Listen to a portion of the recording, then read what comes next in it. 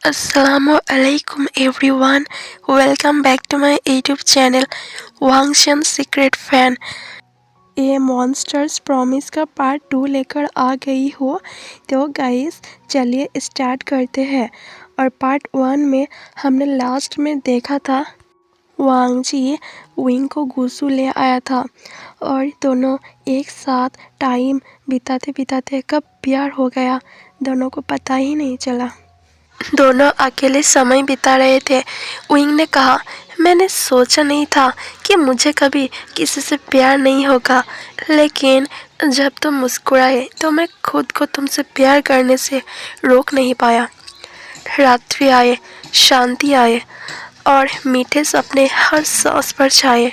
तभी वांग जी विंग की तारीफ करते हुए बोल रहा था, आज एक चांद मेरे पास है और देखो ना उस चांद की रोशनी कितनी फीकी लग रही है। विंग शर्माने लगा। वांग जी ने और भी कहा, तुम्हें पता है विंग, जब मैंने तुम्हें पहली बार देखा तभी मुझे एहसास हो गया था कि तुम मेरे ज़िंदगी का सबसे बड़ा हिस्सा हो। ये कहते हुए वांग जी विंग के सर पर किस करता है, फिर गालों पे, फिर होठों पे। विंग को अच्छा लग रहा था। वांग जी इतनी देर तक किस कर रहे थे कि विंग की सांस बहुत ज़ोर ज़ोर से आ रही थी। लांछन अच्छा लग रहा है, बहुत अच्छा लग रहा है। दोनों अपने आप को रोक नहीं पा रहा था। बिस्तर पर दोनों लेट जाता है, फिर दोनों के बीच सब कुछ हो जाता है। सुबह हो गए थे। विंग फ्रेश होने के लिए वॉशरूम जाता है। तभी वांग जी अचानक से बहुत दर्द से और खांसते खांसते बेड से नीचे गिर जाता है। विंग विंग ये कह के पुकारता है। विंग वॉशरूम से बाहर आके देखता है वांग जी बेड से नीचे गिर गए। वांग जी खांसते खांसते मुंह से बहुत खून निकल के आ रहा था। विंग डर गया कि क्या हुआ लांछन, क्या हुआ तुम ऐसा क्यों कर रहे हो, तुम्हारे मुंह से ये खून। वांग जी चिल्लाता है दर्द से, विंग विंग मुझे मुझे बहुत दर्द हो रहा है। तो विंग बहुत रो रहे थे। क्या क्या क्या तुम्हें लांछन, प्लीज़ बोलो ना क्या हुआ, मैं तुम्हारे बिना नहीं रह सकता हूँ लांछन। और वांग जी तभी कहता है, मैं मरना नहीं चाहता हूँ विंग, तुम्हारे साथ जीना चाहता हूँ। विंग ने कहा, मैं तुम्हें कुछ नहीं होने दूंगा लांछन। वांग जी ने बोला, मुझे लगता है मेरा सफ़र यही था कि है विंग, पर मैं ज़रूर वापस आऊँगा, इंतज़ार करना मेरा। ये प्रॉमिस करते हुए वांग जी इस दुनिया से चला जाता है। विंग जोर से चिल्लाता है, लांछन तुम नहीं जा सकते हो मुझे छोड़कर। विंग बहुत रोने लगा।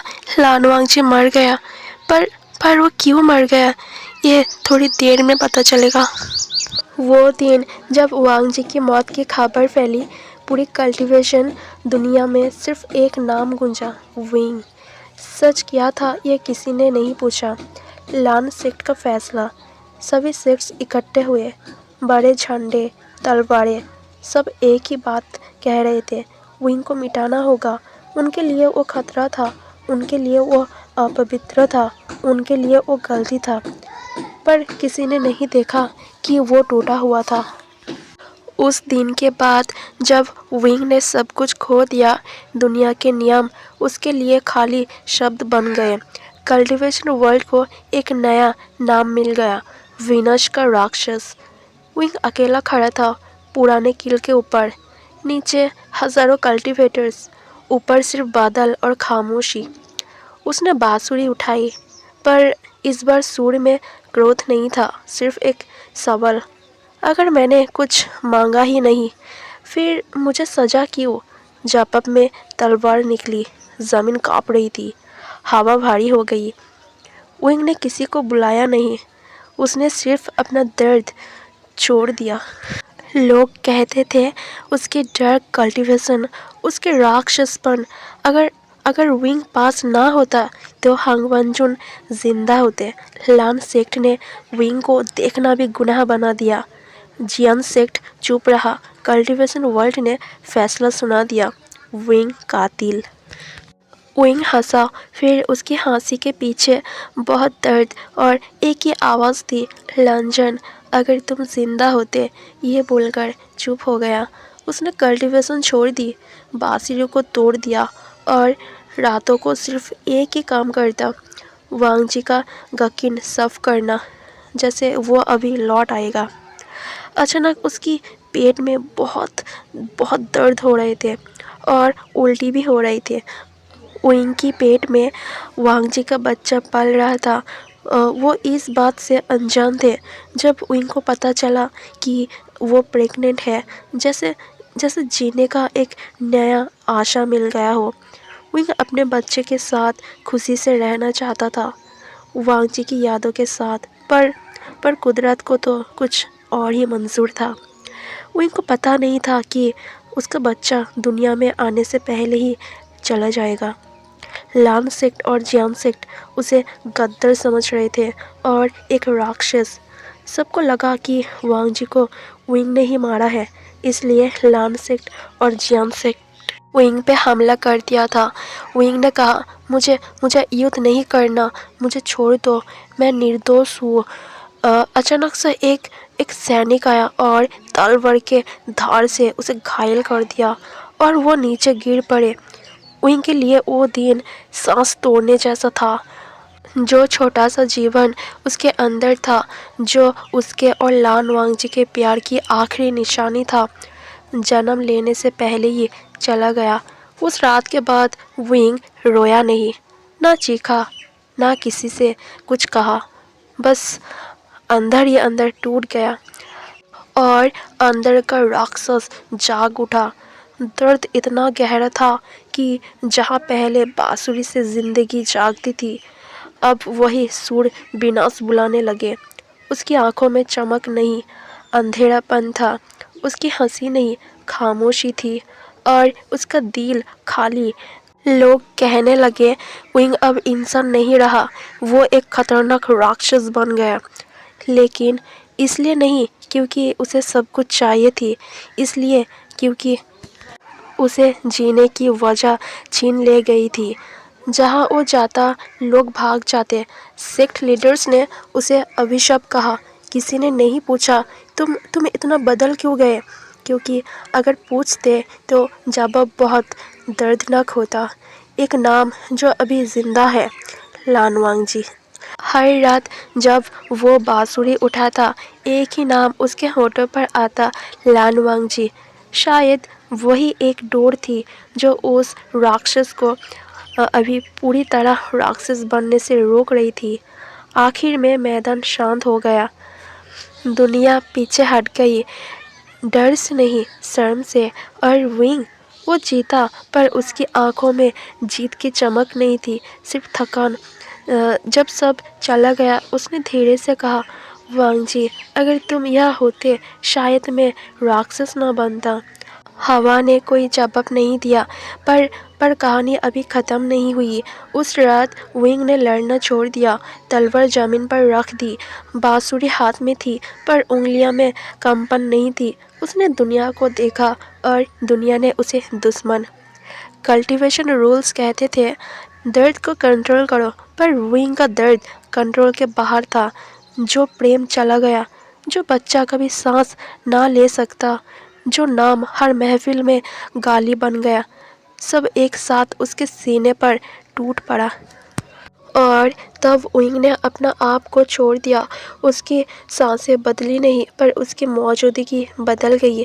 आंखों की चमक बुझ गई, चेहरे पर इंसान वाली कोमलता नहीं रही। उसकी छाया जमीन पर अलग चलने लगी। लोग पीछे हट गए। किसी ने कांपते हुए कहा, ये इंसान नहीं रहा। उसने चीख कर शक्ति नहीं मांगी, उसने खामोशी से अपना दिल बंद कर लिया। बांसुरी से जो सुर निकला वो गुस्से की नहीं थे, वो यादों के थे। और यादें सबसे खतरनाक होती है। तलवारें भारी हो गई, मंत्र अधूरा रह गए, क्योंकि दुनिया जिस चीज़ से लड़ रही थी वो शक्ति नहीं थी, वो था एक आदमी जिसके पास खोने के लिए कुछ भी नहीं बचा। विंग चला और जहाँ से गुजरा लोग जीतते हुए भी हार गए। उस रात के बाद उसका नाम रिकॉर्ड से मिटा दिया गया। अब सिर्फ एक कहानी रह गई। अगर दुनिया किसी को बहुत ज़ोर तोड़ दे तो वो या तो मर जाता है या विंग बन जाता है। विंग अब राक्षस बन गया था, पर हर रात जब चांद निकलता उसके होठों पर एक ही नाम आता, लान वांगजी। और वही नाम उस राक्षस के अंदर अभी भी इंसान को जिंदा रखता था। युद्ध के बाद विंग किसी जगह नहीं रुका था, ना गाँव में ना किल में। वो चला गया सबसे दूर, जहाँ रास्ते ख़त्म हो जाता था। पहाड़ों के बीच एक ऐसी घाटी थी जहाँ धूप देर से पहुँचती और आवाज़ वापस लौटकर नहीं आती। वही विंग रहने लगा। ना घंटी, ना इंसान, ना नियम, सिर्फ हवा, पत्थर और उसकी यादें। लोग कहते थे वो वहाँ तपस्या करता है। सच ये था, वो जिंदा रहना सीख रहा था। ना वो पूरी तरह राक्षस था, ना इंसान, बस एक अस्तिवा जो सांस ले रहा था। आदत के बल पर हर शाम जब पहाड़ों के बीच चांद अटकता, विंग बांसुरी बजाता। सुर तेज नहीं होते, डरपना भी नहीं होता, बस इतना उदास कि घाटी खुद चुप हो जाती और हवा उन सुरों को ले जाती। लगता जैसे किसी का नाम बार बार पुकारा जा रहा हो, लान वांगजी। सालों बीत गए। नए कल्टीवेटर्स ने उसका नाम सिर्फ कहानियों में सुना। एक राक्षस जो पहाड़ों में रहता है, जो पास आया कभी वापस नहीं आया। पर कोई ये नहीं जानता था कि विंग किसी को रोकता नहीं था। लोग खुद ही उसकी खामोशी से डर जाते थे। कभी कभी रात के बिल्कुल बीच विंग घाटी के किनारे खड़ा होता।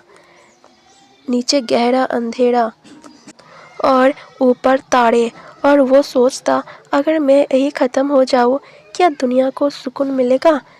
पर फिर उनका दिल के किसी कोने से एक याद उठी, एक शांत चेहरा, एक बिना कहे दिया गया साथ, और वो पीछे हट जाता। पहाड़ी घाटी में विंग चुप नहीं था। वो बस इंतज़ार कर रहा था, क्योंकि वांगजी मरने से पहले विंग को बताया, मैं लौट के आऊँगा, इंतज़ार करना मेरा। उस दिन से विंग सिर्फ इंतज़ार ही कर रहा है। तो गाइस, ये मॉन्स्टर्स प्रॉमिस का पार्ट 2 मैं यही ख़त्म करती हूँ, और पार्ट 3 देखने के लिए चैनल को ज़रूर सब्सक्राइब कर दीजिएगा प्लीज़। गाइस, आप सबका सपोर्ट चाहिए मुझे। आप लोग सपोर्ट करोगे तभी तो मैं न्यू इंटरेस्टिंग फैन फिक्शन लेके आऊँगी।